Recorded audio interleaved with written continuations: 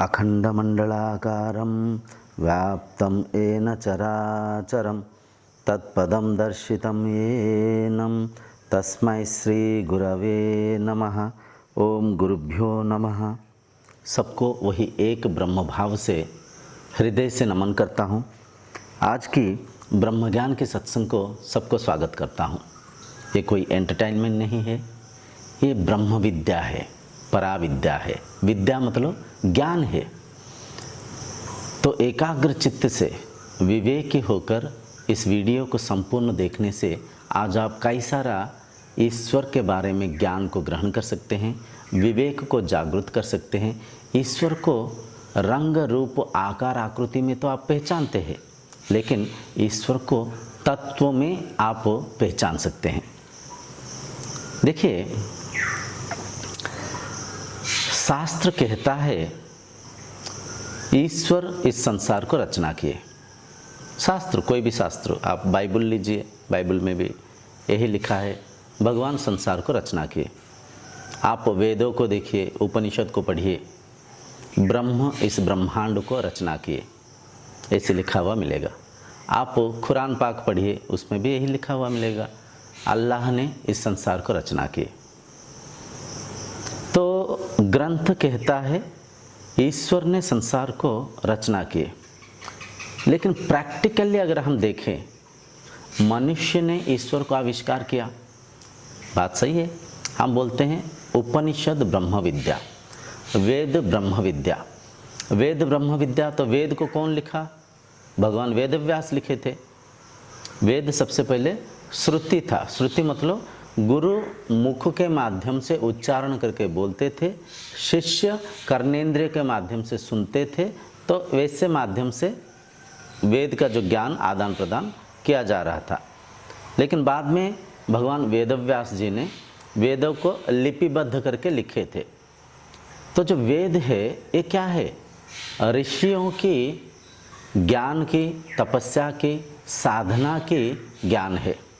ऋषि एकांत में समय को बिताकर इंद्रियों को, मन को नियंत्रित रखते हुए, इंद्रियां मन को निग्रह कर कर इंद्रियों को, मन को परखे थे, समझे थे। इंद्रियां मन को शांत करके, स्थिर करके, मन को निरुद्ध अवस्था में लेकर जाके ऋषि आत्म तत्व को समझ पाए थे, ब्रह्म सत्ता को परखे थे, समझे थे। और ईश्वर प्राप्ति, जिसे कि हम बोलते हैं आत्म साक्षात्कार। ऋषि आत्म साक्षात्कार करके, ईश्वर प्राप्ति करके, ऋषि के साधना के ज्ञान को वेद के रूप में, उपनिषद के रूप में संसार को दिए। तो ये बात यहाँ पे प्रमाणित करता है मनुष्य ईश्वर को आविष्कार किया। मनुष्य के माध्यम से, मनुष्य साधना को आचरण करते हुए शरीर को, स्थूल शरीर को, सूक्ष्म शरीर को, कारण शरीर को परखा। मनुष्य सबसे पहले अन्नमय कोसा, प्राणमय कोसा, मनोमय कोसा, विज्ञानमय कोसा, आनंदमय कोसा, उसके बाद में ब्रह्मावस्था। तो मनुष्य संसार को आविष्कार किए, मतलब मनुष्य ईश्वर को आविष्कार किए। तो यहाँ पे सत्य क्या है? असल में सत्य क्या है? क्या सच में ईश्वर संसार को रचना किए या मनुष्य ईश्वर को आविष्कार किए? सत्य ये है, मनुष्य ईश्वर से भिन्न नहीं है। ईश्वर ही ईश्वर में इस संसार को रचना किए।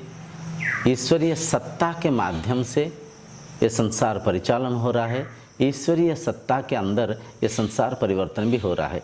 तो जो ब्रह्म कहिए या तो जो भी साधक कहिए, भक्त कहिए, ये दोनों अभिन्न है, अद्वैत है, ये दोनों एक है। तत्वम असि, वेद में एक महावाक्य है, तत्वमसि। तत्वमसि के शाब्दिक अर्थ, गहरी अर्थ ये है, तत् मतलब वह, त्वम मतलब आप, असि मतलब हो। वह तुम ही हो। जो साधक ईश्वर को ढूंढ रहे हैं, जो साधक ईश्वरीय सत्ता को या तो ईश्वर प्राप्ति करने के लिए प्रयत्न कर रहे हैं, वो ईश्वर आपसे अलग नहीं, आपसे भिन्न नहीं, बल्कि आपसे अभिन्न है। तत्वम असि, वह तुम ही हो, वह तत्व तुम ही हो। तो ये महावाक्य यहाँ पे हमें मार्गदर्शन करता है, समझाता है ईश्वर मनुष्य से अलग नहीं, ईश्वर मनुष्य के बीच में कोई पार्थक्य नहीं, कोई भेद नहीं। जैसे कि सोना से कई सारा अलंकार बनाते हैं हम, सोने से कहीं हम चेन बनाते हैं, कहीं हार बनाते हैं, हाथ के कंगन बनाते हैं, ब्रेसलेट बनाते हैं, अंगूठी बनाते हैं, कान के मतलब कई बालियाँ बनाते हैं। तो अलंकार आकार में अलग है, रंग रूप में, नाम में अलंकार को हम भेद करके पहचानते हैं। कान के जो बाली है गले की हार से अलग है, हाथ के अंगूठी से अलग है, दिखने में अलग है, नाम में अलग है, स्वरूप में, आकार आकृति में अलग है, परंतु तत्व में ये सब सोना है। प्रत्येक अलंकार के आधार सोना ही है। सोना से बना हुआ प्रत्येक अलंकार सोना ही है। सोना ही एक आकार आकृति ले रखा है। सोने के बिना अलंकार के अस्तित्व नहीं है। ठीक वैसे ही उस ब्रह्म से, उस आत्मा से पंचभूत रूपक को आकाश, वायु, अग्नि, जल, पृथ्वी जन्म लिए। ये पंचभूतों से प्रपंच निर्माण हुआ। प्रपंच में ये शरीर एक अंश है, लेकिन उसी ब्रह्मसत्ता में ही संसार परिचालन हो रहा है और वह ब्रह्मसत्ता हर कण कणिका में विद्यमान है। सबसे बड़ी अद्भुत अचंभित बात यह है, वह ब्रह्मसत्ता आप स्वयं है। आप स्वयं है।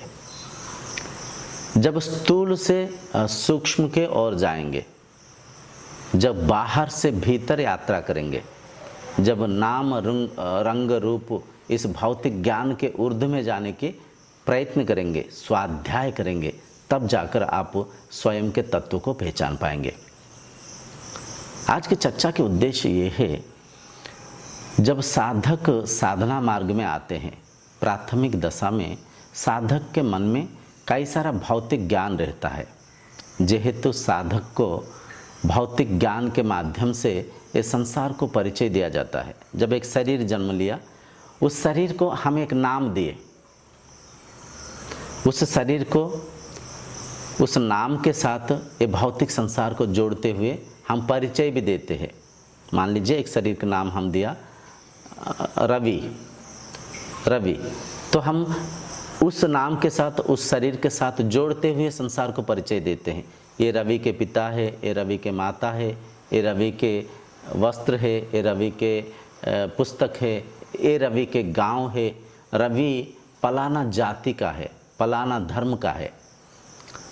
तो देखिए, ये जो स्थूल संसार को हम उस शरीर को परिचय देते हैं, उसके पीछे भी कारण है। कारण ये है, शरीर हर कोई देखने में एक जैसा है।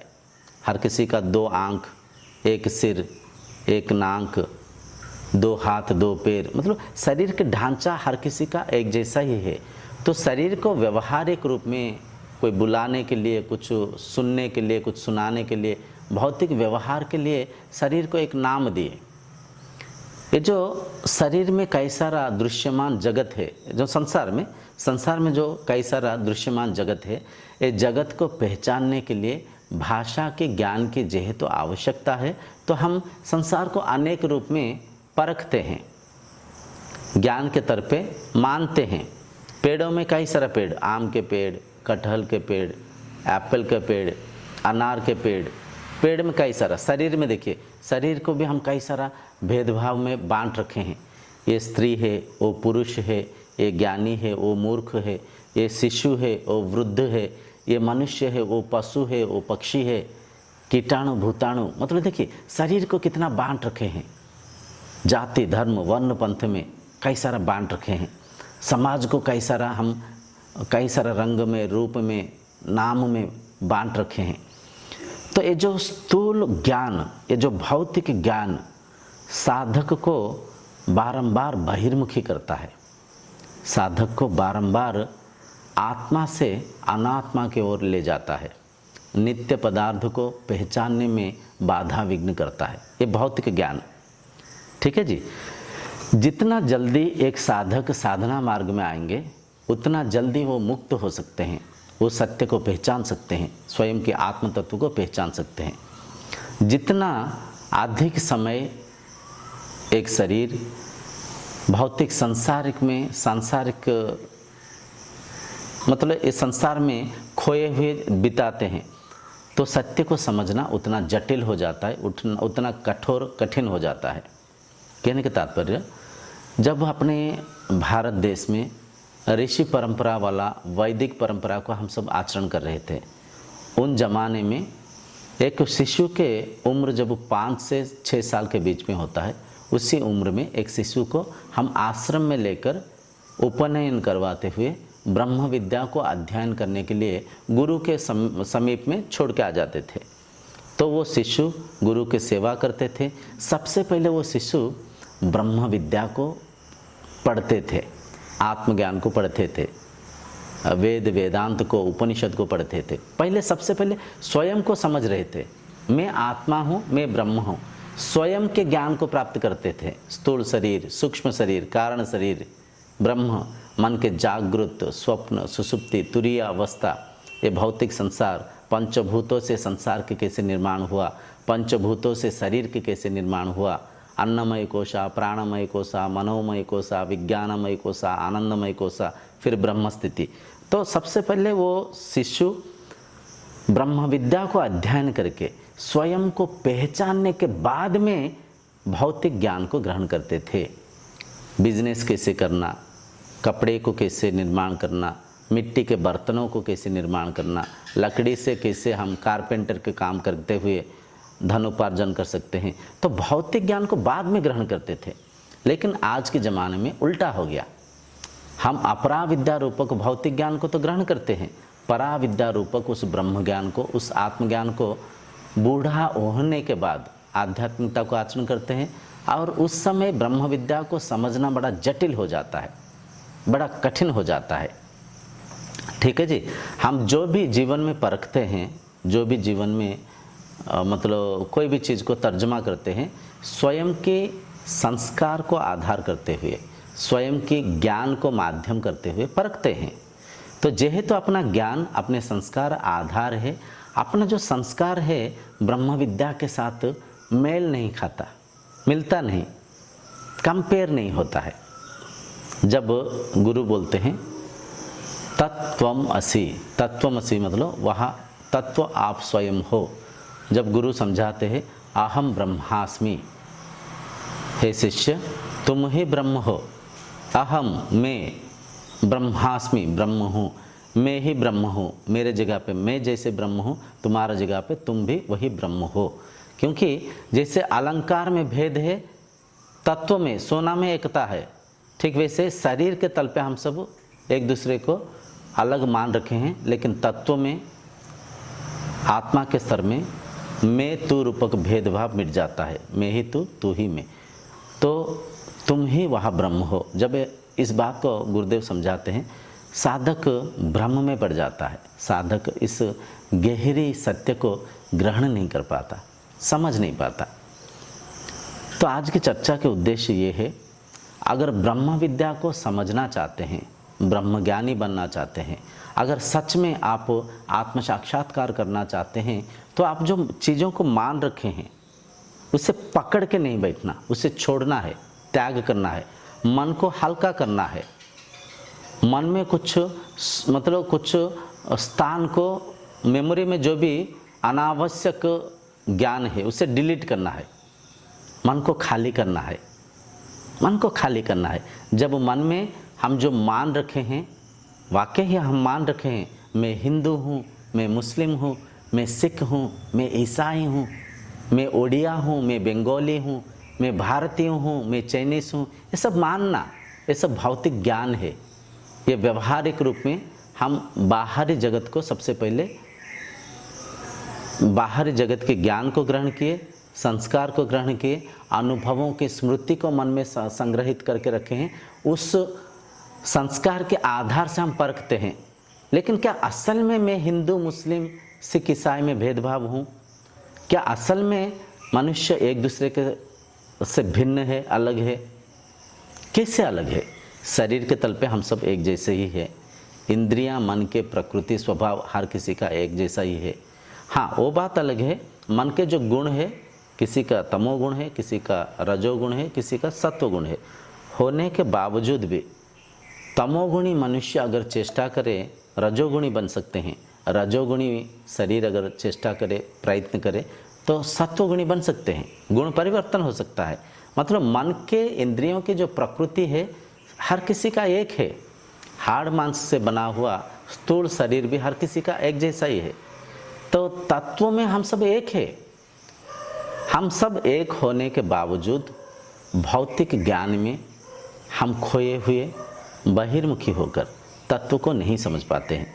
तो कहने के उद्देश्य ये है, ब्रह्म विद्या को अगर सीखना चाहते हैं, शास्त्र के प्रति श्रद्धा रखिए, गुरुवाणी के प्रति श्रद्धा रखिए।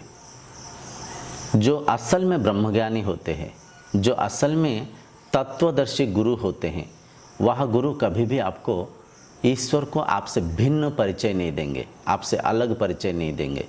जो आधा अधूरा ज्ञानी होते हैं, जो ईश्वर प्राप्ति ना किया हुआ, खुद ईश्वर प्राप्ति नहीं किए, खुद आत्म साक्षात्कार नहीं किए, खुद ईश्वर क्या है नहीं जानते हैं, कुछ पुस्तकीय ज्ञान से कई सारा गुरु बनकर अन्य को मार्गदर्शन करने की प्रयत्न करते हैं, प्रवचन देते हैं, बड़े बड़े मंचों में बैठ के दूसरों को उस ब्रह्म सत्ता को समझाने के प्रयत्न करते हैं और गप में, कहानी में, भौतिक ज्ञान में ही साधक को बांधते रहते हैं। कहने का तात्पर्य, जो तत्वदर्शी गुरु है, जो स्वयं आत्म साक्षात्कार कर रखा है, ईश्वर प्राप्ति कर रखा है, वैसे गुरु कभी भी शिष्य को ईश्वर को खुद से भिन्न अलग से परिचय नहीं देते हैं, सत्य को स्पष्ट समझाते हैं। यही व्याख्या, यही मार्गदर्शन भगवान बुद्ध भी किए थे। तो भगवान बुद्ध को कई लोग बोले ये नास्तिक है, ये नास्तिक है, ये बोलते हैं ईश्वर नहीं है। ईश्वर नहीं है मतलब ईश्वर आपसे भिन्न नहीं है, आपसे अलग नहीं है, ईश्वर आप ही है, ईश्वर आप में ही है, ईश्वर आप अलग नहीं है। ईश्वर के साथ हमारा जो संपर्क है, जो नाता रिश्ता है, ईश्वर के साथ जो अपना संबंध है, लहर के पानी के साथ जो संबंध अपना ईश्वर के साथ वो संबंध है। रूही जो कॉटन बोलते हैं, रूही के वस्त्र के साथ जो संपर्क संबंध अपना ईश्वर के साथ वो संबंध है। मिट्टी के बर्तन और मिट्टी के साथ जो संपर्क है, जो संबंध है, अपना ईश्वर के साथ वो संबंध है। सोने के अलंकार और सोने के साथ जो संपर्क है, अपना ईश्वर के साथ वो संपर्क है, वो संबंध है। तो ईश्वर अपने से अलग नहीं है, भिन्न नहीं है। ठीक है जी। तो जो गुरु ईश्वर प्राप्ति कर रखे हैं, ब्रह्मानुभूति कर रखे हैं, वो सत्य को स्पष्ट समझाते हैं। तो उस ज्ञान को कई लोग समझ नहीं पाते, ग्रहण कर नहीं पाते। उसके कारण क्या है, हम हर एक चीज़ को अपने संस्कार को आधार करके परखते हैं। जैसे मैं संस्कार को देखने की नज़रिया मेरे पास है, संसार के प्रति जैसे ज्ञान को, भौतिक ज्ञान को मैं ग्रहण कर रखा हूँ, उसी ज्ञान के माध्यम से, उसी भौतिक विद्या के आधार से, उसी मन के संस्कार को आधार करते हुए जेहेतु मैं हर एक चीज़ को, हर एक भौतिक ज्ञान को तर्जमा करता हूँ, परखता हूँ, तो मेरे ज्ञान जहाँ पे मेल नहीं खाता है, मैं सोचता हूँ, मैं मानता हूँ वो मिथ्या है, वो मिथ है। तो इस कारण भगवान बुद्ध को, भगवान ओशो को, आदि गुरु शंकराचार्य को, संत कबीर जी को, कई सारा ब्रह्मज्ञानी को संसार नास्तिक नास्तिक कहा। नास्तिक मतलब जो ईश्वर को नहीं मानते। ठीक है जी। तो असल में जो ब्रह्मज्ञानी है वो तत्व को स्पष्ट समझाने के प्रयत्न करते हैं। अपने संस्कार वहाँ पे तादात्म्य नहीं बैठता है, हम उस संस्कार के साथ अपने संस्कार को जोड़ नहीं पाते, परख नहीं पाते, ये पार्थक्य है।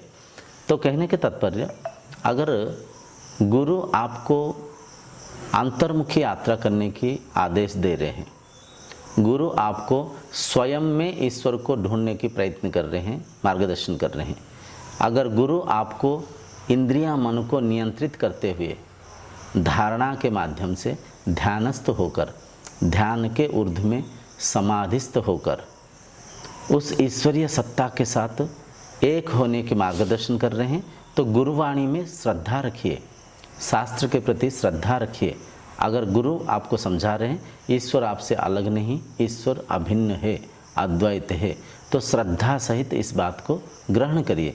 समय आएगा आप स्वयं को पहचान सकते हैं, ईश्वर आप ही है, ब्रह्म आपसे अभिन्न है, अद्वैत है, इस सत्य को ग्रहण कर पाएंगे, समझ पाएंगे। तो कहने के तात्पर्य, जब तक आप एक बात को मानेंगे ही नहीं तो वहाँ तक पहुँच नहीं पाएंगे, ईश्वरीय सत्ता को अनुभव नहीं कर पाएंगे, आत्म साक्षात्कार नहीं कर पाएंगे। तो गुरु के प्रति श्रद्धा रखिए, शास्त्र के प्रति श्रद्धा रखिए, समय आएगा ईश्वर प्राप्ति कर पाएंगे। आज के सत्संग की, आज की चर्चा की निष्कर्ष निचोड़ ये है, ईश्वर को बाहर मत ढूंढिए, ईश्वर को भीतर ढूंढिए, ईश्वर को खुद से अलग मत मानिए। जब तक आप स्वयं ही वह सत्य है नहीं मान लेते हैं, जब तक आपके मुक्ति, आपके मोक्ष, आपके निर्वाण प्राप्ति किसी दूसरों के हाथ में है ऐसे मानते हैं, तब तक आप दासत्व होके, आप प्रिजनर बन के जिएंगे, दास बन जाएंगे दूसरों के। ठीक है जी, ना स्वयं कोई चीज़ को प्राप्त करने के प्रयास करेंगे, ना खुद के मुक्ति खुद के हाथ में है इस बात को ग्रहण करते हुए खुद के क्षमता को, मनोबल को बढ़ा नहीं पाएंगे, आप दास बन जाएंगे। जब तक इस सत्य को ग्रहण नहीं करते हैं, मैं ही वह आत्मा हूँ, मैं ही वह ब्रह्म हूँ, जब तक स्वयं के ऊपर निर्भर नहीं रहते हैं, तब तक पराधीन होते हुए दूसरों के दास बन जाएंगे। बंधन से मुक्ति नहीं हो सकते हैं, बंधन से मुक्ति नहीं हो सकती। आध्यात्मिकता मुक्ति के मार्ग है, मोक्ष के मार्ग है। आध्यात्मिकता एक शरीर को बांधता नहीं, बंधन से मुक्ति देता है। ठीक है जी, तो गुरु के प्रति श्रद्धा रखिए, किसी के ऊपर निर्भर होकर मत जिए, किसी के ऊपर निर्भर होकर आपके मुक्ति और किसी के हाथ में है ऐसे मिथ्या मान्यता को त्याग करिए, इस विश्वास को, इस सत्य को ग्रहण करिए, आपके मुक्ति आपके हाथ है, आपके हाथ में है। आपके मन को भौतिक ज्ञान के माध्यम से स्वयं आप बांध रखे हैं। बंधन मन के तल पे है, बंधन अविद्या है, बंधन अज्ञानता है। ठीक है जी, असल में आत्मा बंधन में नहीं है, आत्मा मुक्त है। मन के तल पे ज्ञान के अभाव से एक साधक स्वयं को बंधन मान रखा है। जब उस अविद्या से साविद्या को अध्ययन करते हुए, ब्रह्म विद्या को समझते हुए, परखते हुए जब वो ब्रह्मज्ञानी बनेंगे, जब साधना को माध्यम करते हुए धारणा, ध्यान, समाधिस्थ होके उस ईश्वरीय सत्ता के साथ समाहित होंगे, तब जाकर मन के तल पे जो बंधन था वो बंधन से मुक्त हो पाएंगे, जीवन को धन्य कर पाएंगे, ईश्वर प्राप्ति कर पाएंगे। तो आशा करता हूँ आप समझ पाते होंगे। ईश्वर को खुद से भिन्न मत मानिए, ईश्वर को स्वयं में ढूंढिए। खुद के मुक्ति के आशा आकांक्षा दूसरों से मत रखिए, खुद के मुक्ति खुद के हाथ में है। इस सत्य को ग्रहण जब करेंगे, खुद के ऊपर निष्ठा बढ़ेगा, खुद के मनोबल उच्च होगा, खुद के आत्मबल बढ़ेगा, साधना में रुचि बढ़ेगा, साधना में जिज्ञासा बढ़ेगा और अंत में सिद्धि प्राप्त कर सकते हैं। अखंड भाव से, मंडलाकार से, जड़ चेतना के अंदर वही एक शक्ति है, वही एक ईश्वरीय सत्ता है। इस सत्य को आप अनुभव कर पाएंगे, संसार की एकता को उपभोग कर पाएंगे, स्वयं के अजर अमर अविनाशी आत्म तत्व को समझते हुए मृत्यु से अमृतत्व को प्राप्त करेंगे, अंधकार से आलोक में जिएंगे, अविद्या से साविद्या को ग्रहण करते हुए जीवन की आनंद को, रस को ले पाएंगे। ठीक है जी, आज के चर्चा को यहीं पे विराम देंगे। आगामी चर्चा में हम ऐसे ही और कई सारा गहरी बातों को चर्चा करते हुए स्वयं के सत्य को, संसार के सत्य को समझेंगे, परखेंगे, बंधन से मुक्त होके जीवन की आनंद लेंगे, ब्रह्म लीला की सुख को उपभोग करेंगे। अगले चर्चा तक आपसे विदाई लेता हूँ। ओम शांतिर्भवतु।